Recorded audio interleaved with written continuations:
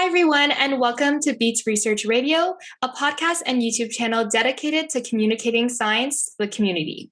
My name is Nicole Chu, and I'll be your host on today's episode with our very special guest, Dr. Anna Blakney. Anna is an assistant professor in the Michael Smith Laboratories and School of Biomedical Engineering at the University of British Columbia. Her lab focuses on studying the interactions between RNA, biomaterials, and the immune system to prevent and treat diseases. She is also a viral science educator on TikTok, where her videos have reached millions of views as part of an initiative called Team Halo that was started by the UN-verified initiative and the COVID vaccine project with the goal of giving the public a better understanding on COVID-19 vaccines. Thanks for joining us today, Anna. Thanks very much for having me. It's my pleasure to be here. So to start off our conversation, could you briefly explain some of the current research efforts underway at your laboratory? Yeah, absolutely. So obviously messenger RNA vaccines have had a really exciting year. So I think, it's before, I guess we think back to January 2020 last year, nobody really knew if RNA vaccines worked very well in humans, right? There have been a few clinical trials that were done, but nobody had done a phase 3 trial. So I guess now that we've seen they have such good safety profiles and efficacy, the plane is off the ground, right? And so I think looking forward from here, there's just a number of ways that we can think about making these vaccines even better, right? So, it's great that we have COVID vaccines that worked and in such a, reasonable amount of time. But I think there's some priority areas that we can really improve these upon. So thinking about, making more stable formulations that don't require being in a negative 80 freezer, thinking about, can we use even lower doses of RNA? And then how do we really kind of tune these formulations to target the cells where they need to go?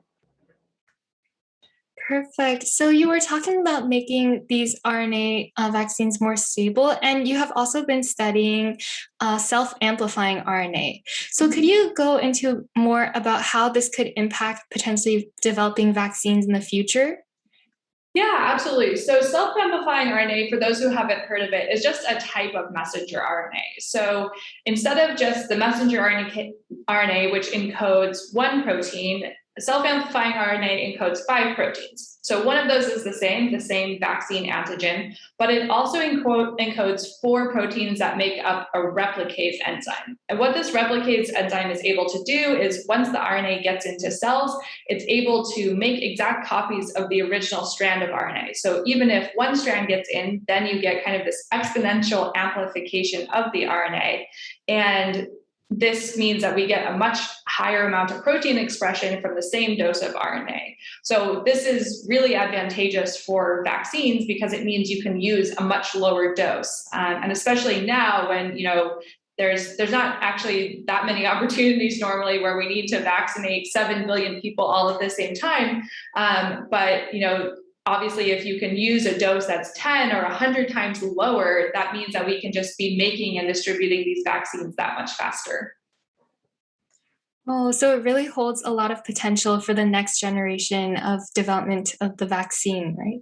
Yeah, exactly. So just to put it into perspective too, so during my postdoc, I was part of a team at Imperial College that did the first in human clinical trial for this type of RNA, the saRNA. And for the Pfizer and BioNTech vaccine, that's a dose of 30 micrograms and Moderna is 100 micrograms. But in our dose finding trial, we used a range of 0.1 to 10 micrograms. So it's 100 times or 100 or 1,000 times lower than the Moderna, if you put that into perspective. So it really is like quite a significant decrease in the RNA that's required.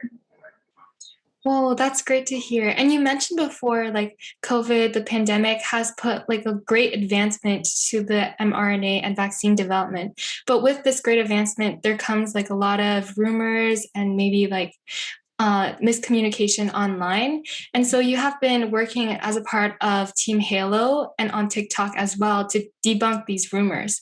So could you tell us a bit more about your involvement on TikTok? Yeah, absolutely. So I've always been really interested in kind of like public engagement and outreach. And last year, I just realized, after our clinical trial had started and, a number of clinical trials had started, there's just such a disconnect between even how many science knew about RNA vaccines, right? And then it was just a significant drop off to how much of the public actually understood this vaccine platform. And so I kind of had this realization, like, if we make these vaccines, but nobody wants to take them, like there's no point, right? And I kind of found, and like I was also totally guilty of this, but like scientists were so excited, right? We were like, we have this new platform, we can make it really quickly and like do the clinical trials. But what wasn't effectively communicated is just how much research and time has gone into actually developing these platforms. And so that's what I thought was really important, is to just, inform more people about RNA and the history of RNA vaccines. And, these aren't the very first clinical trials to be done with this technology. And so while they are like relatively new compared to, kind of more traditional styles of vaccines, they're actually not that new of a technology. It's just usually the trials move so slowly.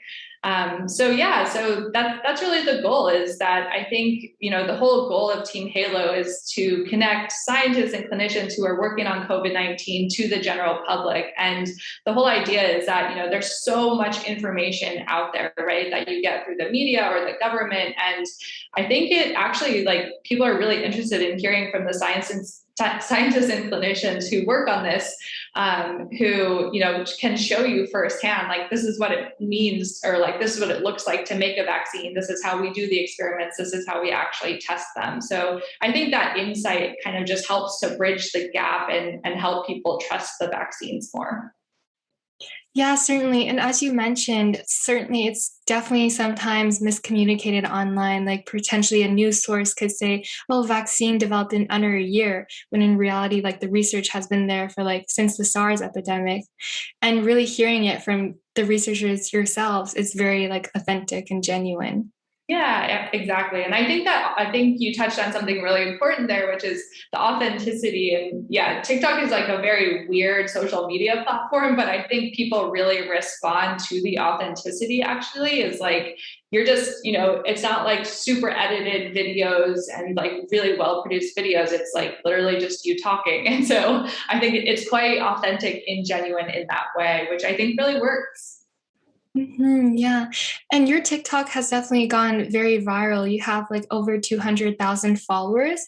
So can you take us more like behind the scenes on what like the content creation process is like? Mm-hmm.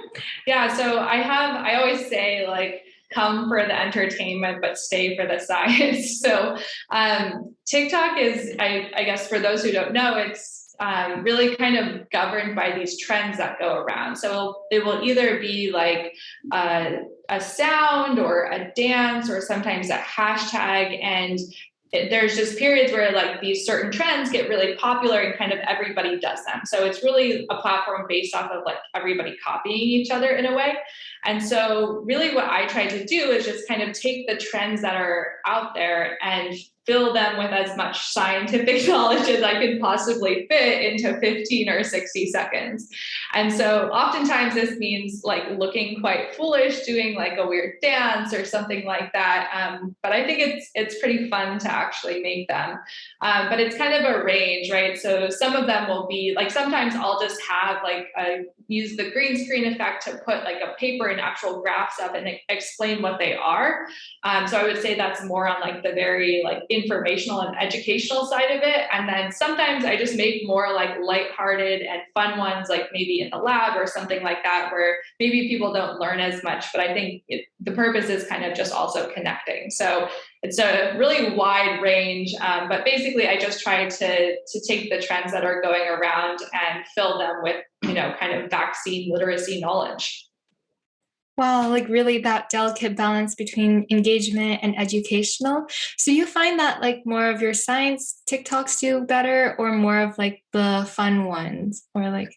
Yeah, it's a good question. I would say it's kind of a mix, but definitely like the most viral videos I've had have definitely been more like fun ones for sure.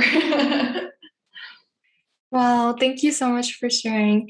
And do you think, since you've been on this platform for quite a while now. Do you think there exists any stigma against with people thinking that scientists using social media may seem unprofessional? Yeah, I think about this all the time. Like I used to joke, because I started doing it when I was a postdoc and then transitioned into being a professor here at UBC, like while still being on TikTok, right?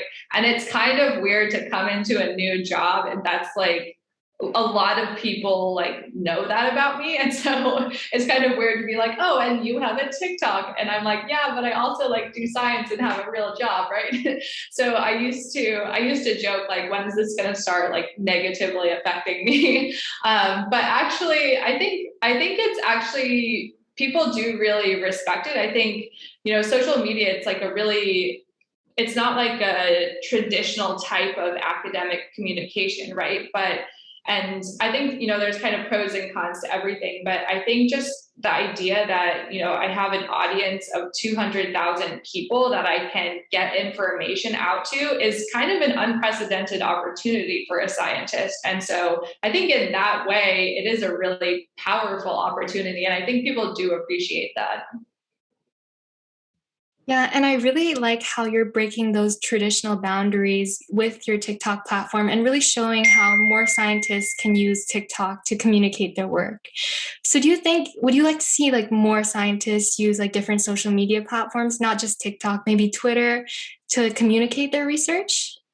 Yeah, absolutely. And I think TikTok, I always say like I'm a TikTok purist because I don't really use other social media platforms for like communication in the same way. But I think TikTok is a really elegant platform for it because the videos I think are just a really great way to communicate because people can actually see you and see what you do in the lab and see what the science looks like. And I think there's a real taste for that. Like people really like to see like what does it actually mean to do an experiment? Usually the experiments I do are like pipetting clear liquids, but it's kind of fun for people that have never seen it before, right? And so that's why I think like TikTok is actually great. I would love more scientists to be on there. I think people just find it really fascinating. And so it would be great to get more scientists and, not just even necessarily in like biological fields, but in all sorts of different fields. It would be really cool to share kind of that insight.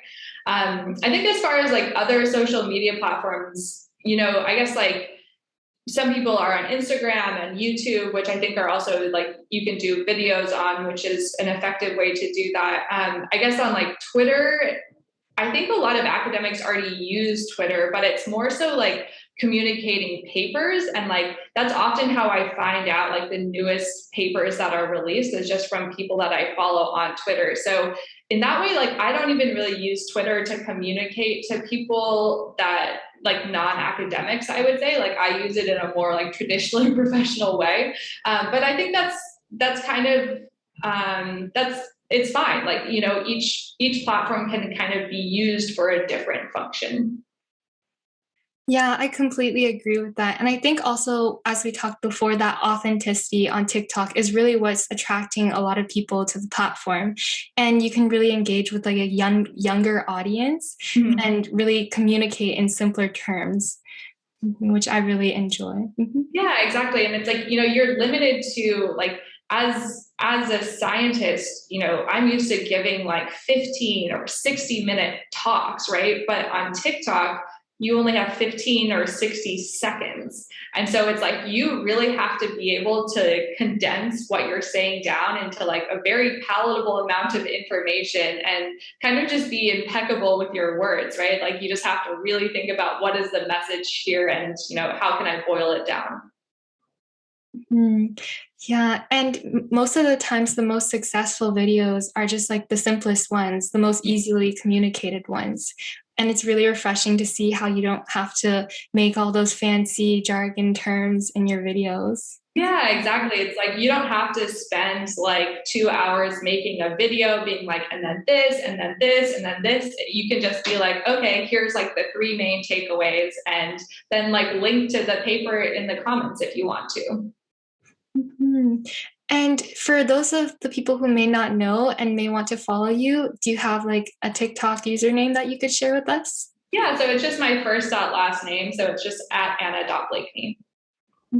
Perfect. So, yeah, thank you so much, Anna, for sharing your wonderful research at UBC, as well as your science communication initiative with Team Halo. Yeah, thanks very much. Happy to be here. So thank you for joining us today, and thank you for all our BEaTS listeners for your time. Don't forget to like and subscribe to our YouTube, Twitter, and Instagram channels at BEaTS Research. And BEaTS Research Radio is supported by the University of Ottawa Heart Institute, BEaTS Research Laboratory, and the Department of Biochemistry, Immunology, and Microbiology at the University of Ottawa. We hope to see you all next week.